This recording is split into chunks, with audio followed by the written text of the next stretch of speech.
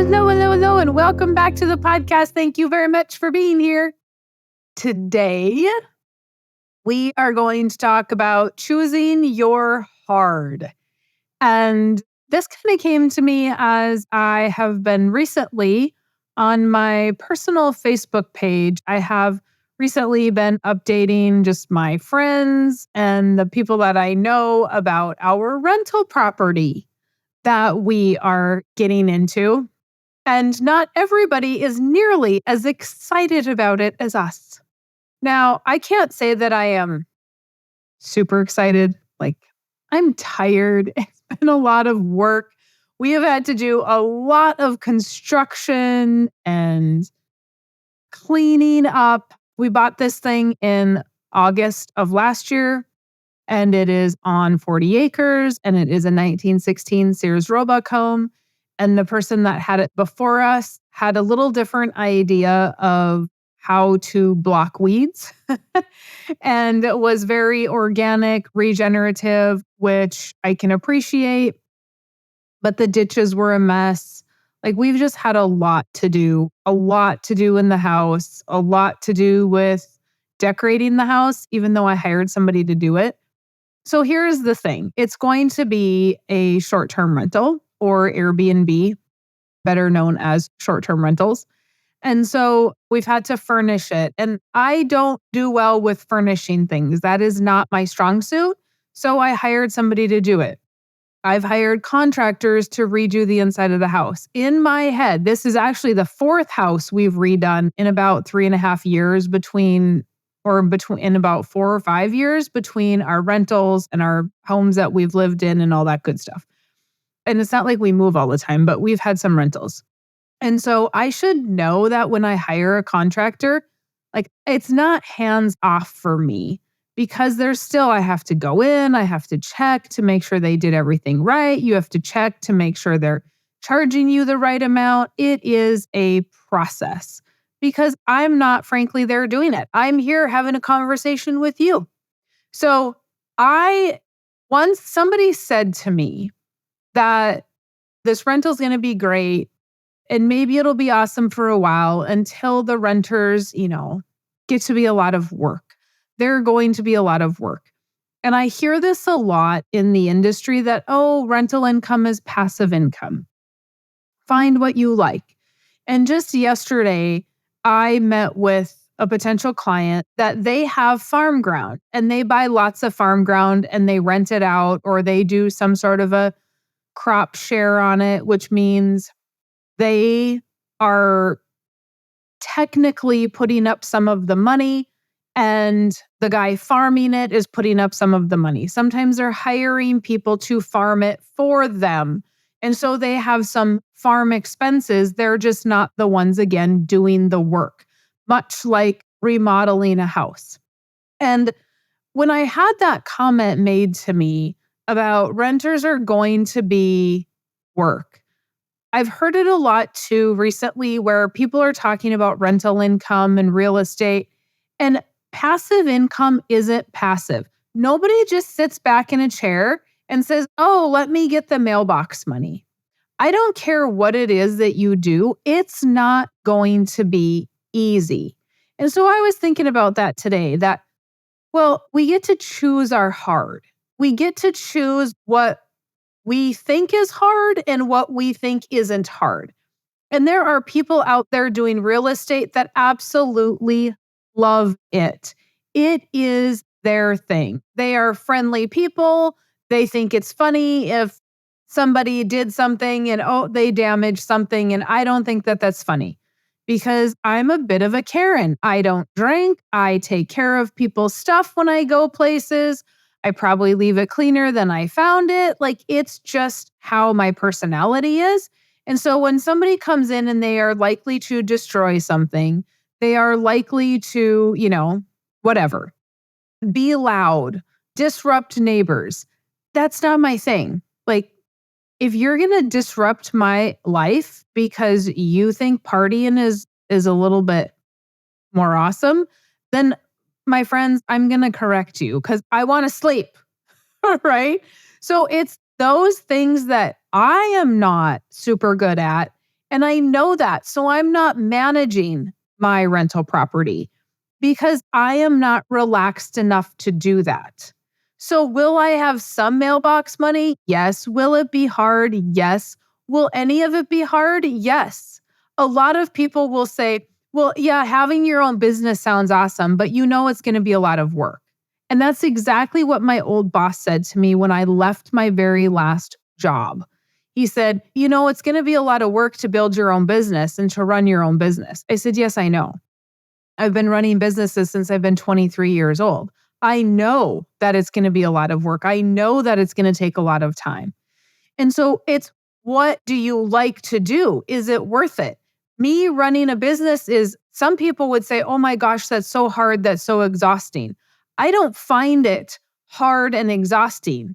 What's exhausting is all the ideas I have in my head that I can't put onto paper, or I can't start all those ideas, and finding the people to help me with those ideas. That's exhausting.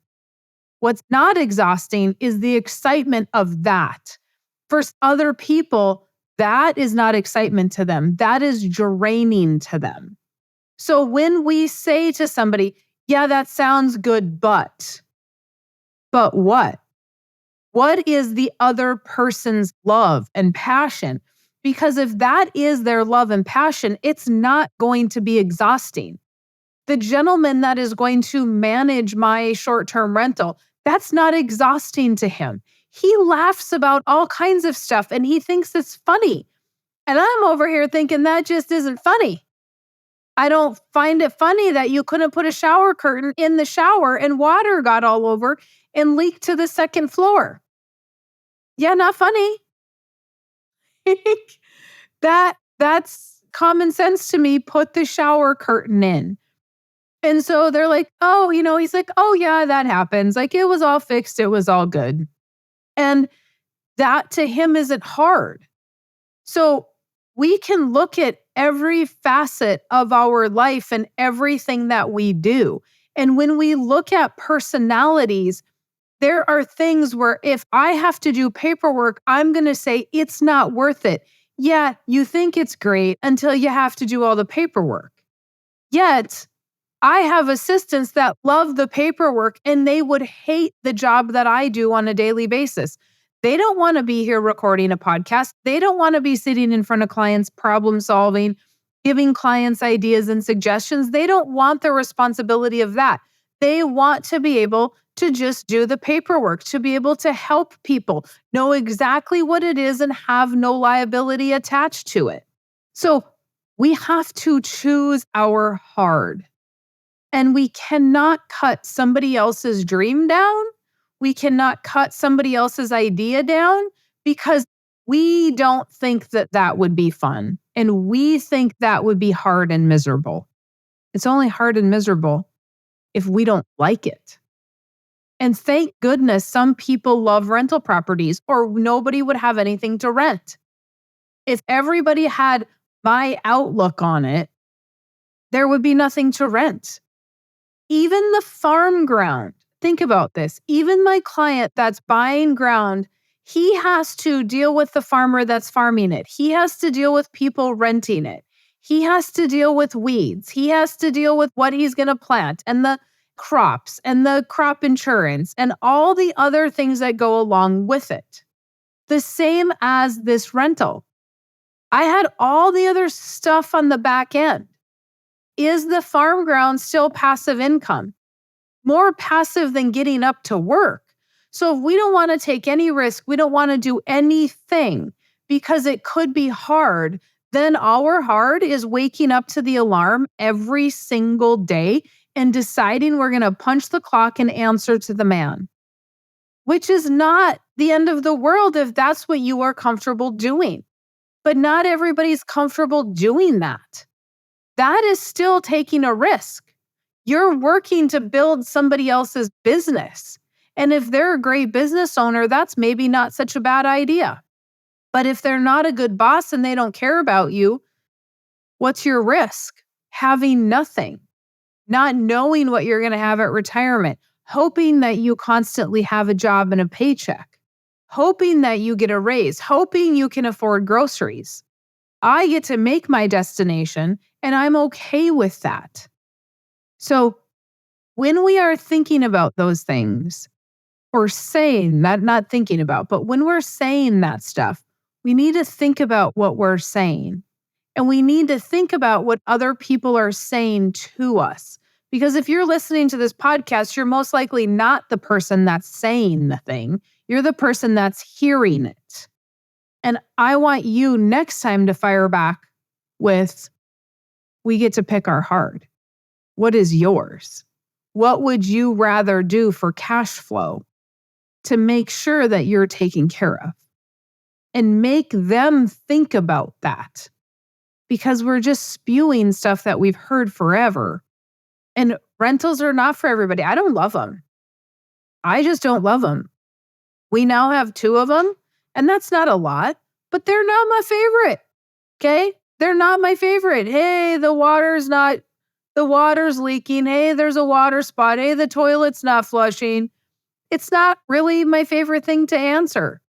But I can hire people that are okay with that, management companies, and make it a little bit easier.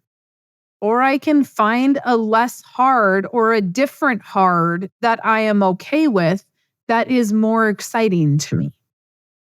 That's all I got, you guys. I hope that has given one of you a response to the dream killer that's out there telling you, yeah, it's hard, you're not going to like it.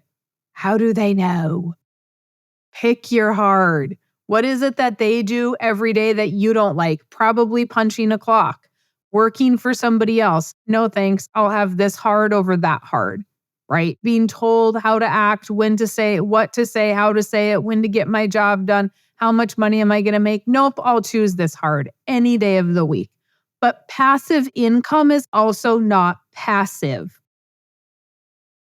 It's also not passive. That's the biggest misconception ever. There is work in every single thing you do. It doesn't matter what it is.